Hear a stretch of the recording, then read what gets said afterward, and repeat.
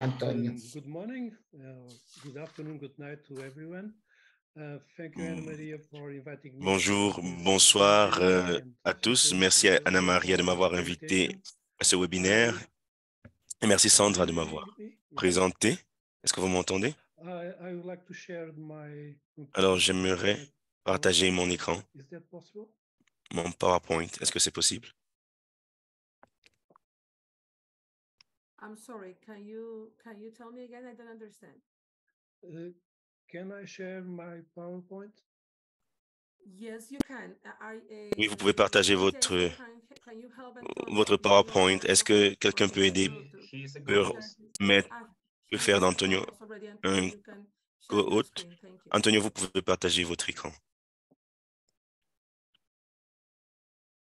So the challenge was to talk about the importance of keeping and preserving the oral and the written testimony. Alors, il s'agissait de parler de l'importance de conserver et de préserver les témoignages oraux et écrits.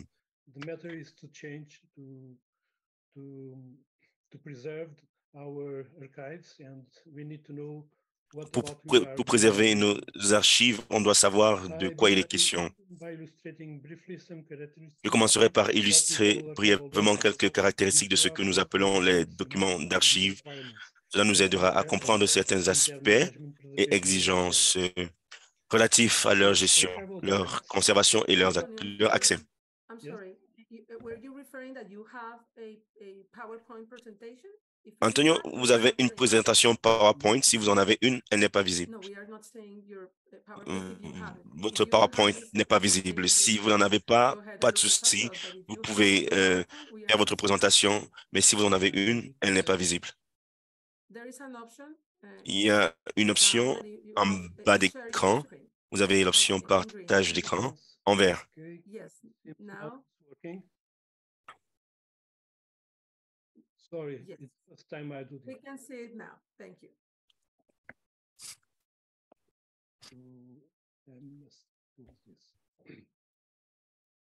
So I was talking that archival documents produced and received by an individual. Les documents d'archives sont des documents produits ou reçus par une personne individuelle ou collective dans l'exercice de ses fonctions et activités.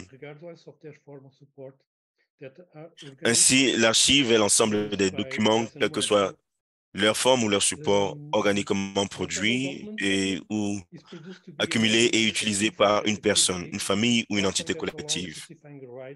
Le document d'archive est produit pour être une preuve de cette activité, des activités et des fonctions dans le cadre desquelles ces archives ont été produits. Un document qui permet de justifier les droits et devoirs d'une entité dans sa vie et ses relations, que ce soit entre individus ou entre organisations. C'est aussi une expression d'une volonté, d'une position sur un sujet ou d'un événement. Et cela, l'être humain le fait depuis longtemps.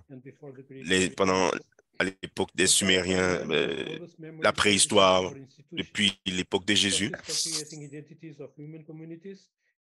Les archives sont les plus anciens services ou institutions de mémoire de l'humanité, source de création des identités, des communautés humaines et de production de la mémoire et de la culture collective. Ils garantissent les droits de leurs producteurs, individuels ou collectifs, et d'autre part, nous permettent de connaître le passé de chaque personne.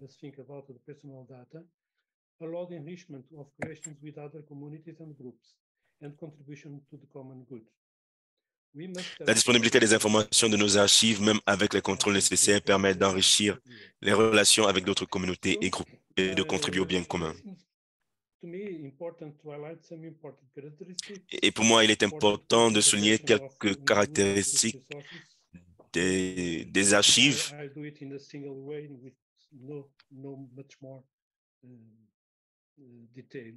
Et je vais essayer de le faire de manière détaillée, sans pour autant être exhaustif. Toute ressource a ses spécificités en ce qui concerne sa gestion physique, la gestion de son contenu, l'information, C'est ce qui donne aux documents sa valeur. La variété des supports et des formats de documents est une richesse, mais aussi une exigence supplémentaire dans leur gestion et leur conservation. La conservation des supports nécessite des conditions environnementales et de manipulation spécifiques.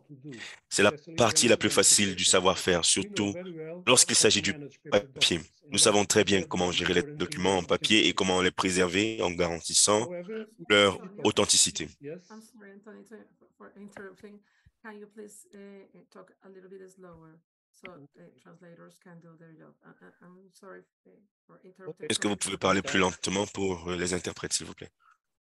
However, I was saying, with digital formats, which can jump from one support to another. Cependant, avec les formats numériques qui peuvent sauter d'un support à l'autre et se perdre dans le cloud, nous avons plus de difficultés à gérer et à garantir l'accès aux informations et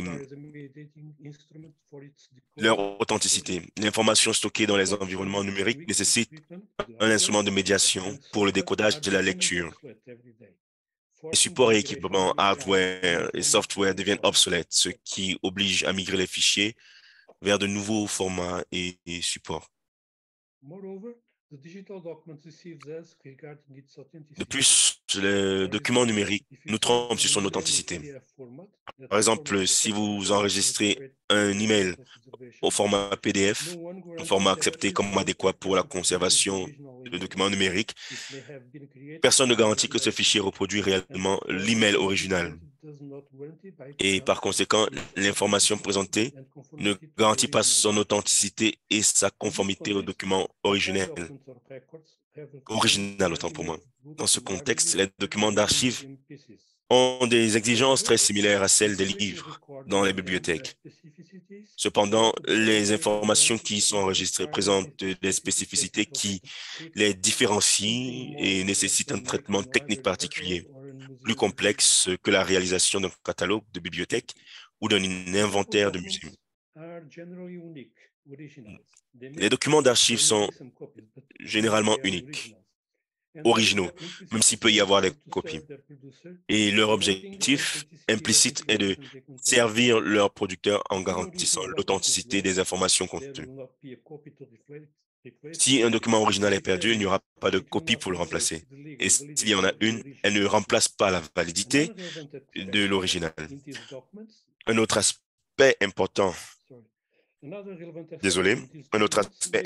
est que ces documents peuvent contenir des informations sensibles et confidentielles, comme des données personnelles ou des informations stratégiques pertinentes pour l'organisation qui les produit, ce qui n'est normalement pas le cas des livres et des articles publiés physiquement. Alors, je vais parler un peu du traitement des archives, juste pour que vous puissiez comprendre comment cela se fait et vous sensibiliser. L'autre aspect du traitement des archives concerne le contenu des documents, l'information et comment la gérer. Les archives ne sont pas organisées par thème, sujet ou autres critères que ceux du producteur. Les documents sont regroupés en fonction des activités et des fonctions du producteur auxquelles ils se réfèrent. Ainsi, deux principes sont fondamentaux dans le traitement d'une archive. Nous avons le principe de provenance, qui nous incite à ne considérer dans un même fond que les documents provenant d'un même producteur, de la base de la définition que j'ai mentionnée au début. Et en deux, le principe du respect de l'ordre original des documents, c'est-à-dire la manière dont le producteur a organisé sa documentation. Nous pouvons être amenés à, par exemple, recréer l'ordre des documents en tenant compte de l'ordre naturel de la production de ces documents.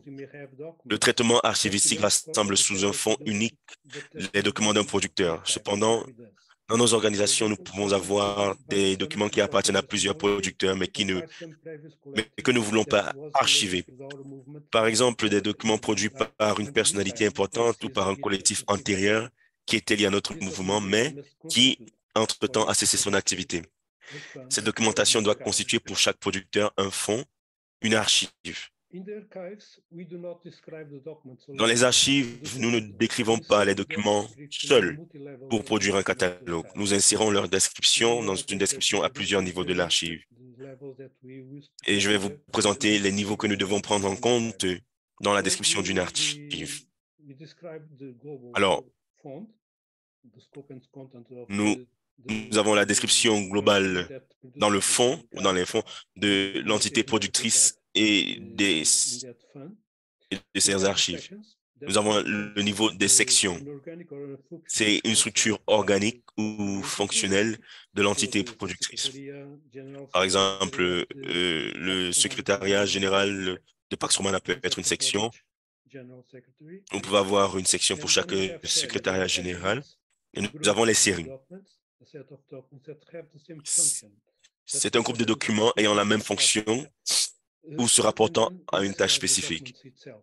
Et ensuite, nous décrivons le document en lui-même. Les documents peuvent être décrits comme un ensemble de différents types de documents composés ou des types de documents d'un certain processus dont la signification n'existe que dans ce contexte.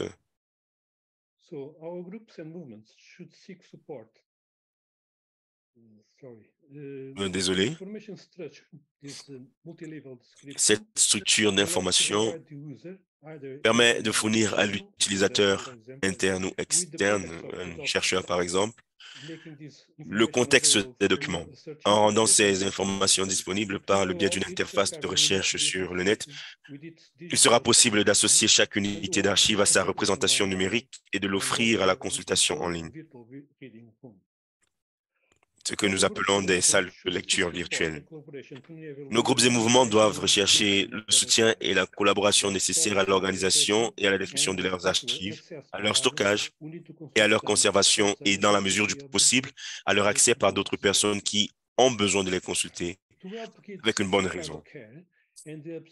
Pour guider ces soins archivistiques et en l'absence de ressources humaines dans ce domaine, surtout s'il s'agit d'un petit groupe ou mouvement, certains manuels peuvent être disponibles auprès des archives et d'autres entités concernées par l'activité archivistique et la gestion de l'information y liée. Voici un exemple de manuel destiné, aux non-archivistes. Un manuel pour les archives des associations culturelles, récréatives et sportives produit par l'autorité portugaise en matière d'archives. Je vais essayer de cliquer pour vous montrer, peut-être à la fin de la présentation. Habituellement, ou du moins dans de nombreux cas, les archives publiques ont cette compétence pour soutenir ou guider les entités externes et privées dans la préservation de leurs archives. Qui sait, parmi nous, il y a d'autres compagnons qui ont ces compétences et qui peuvent aider localement ou établir un réseau de soutien avec cet objectif.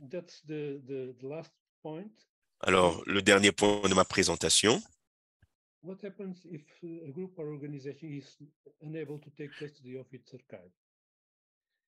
Que se passerait-il si une organisation ne peut pas conserver ses archives? Tant qu'une organisation existe, qu'elle soit grande ou petite, ancienne ou nouvelle, elle doit conserver ses archives. Une entité qui fonctionne ne doit jamais confier ses archives à une autre institution, car elle en perd la propriété et les contrôles juridiques.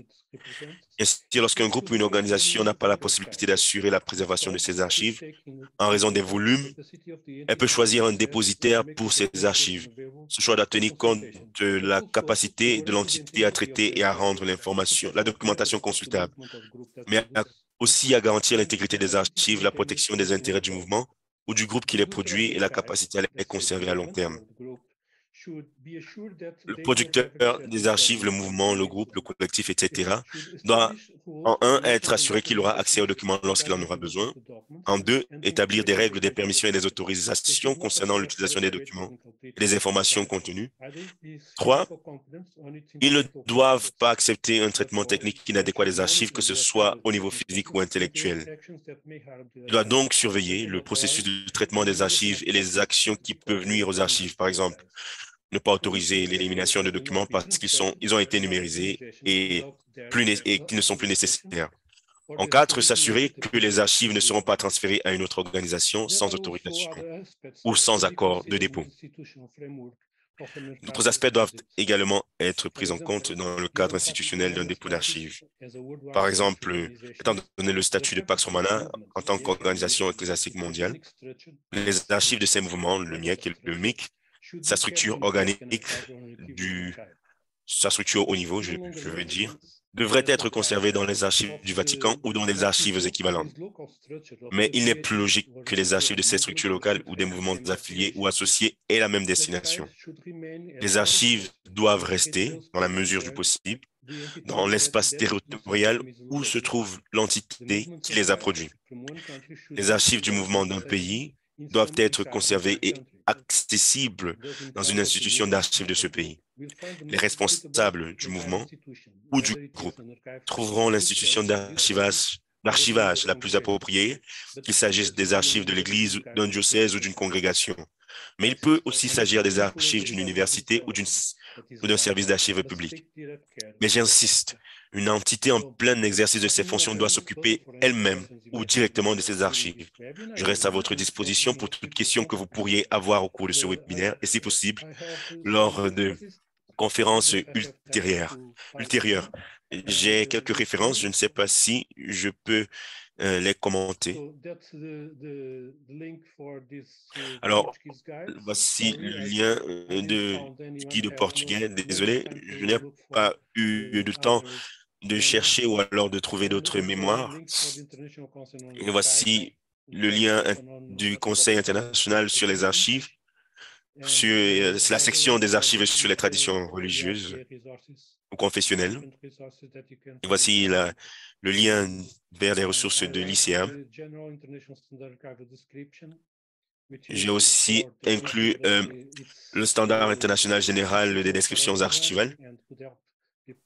C'est ouvert à tous.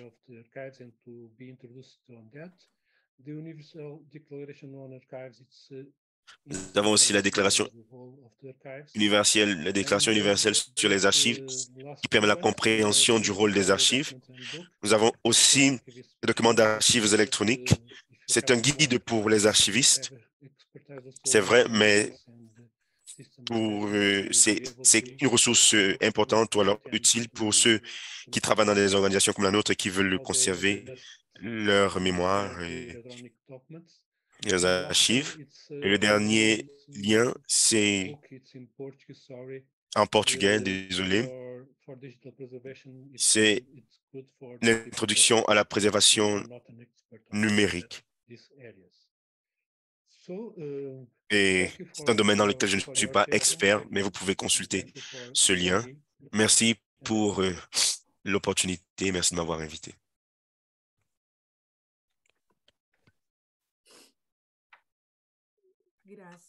Merci, Antonio, de tes contributions. Tu peux arrêter le partage de ton écran, s'il te plaît, Antonio.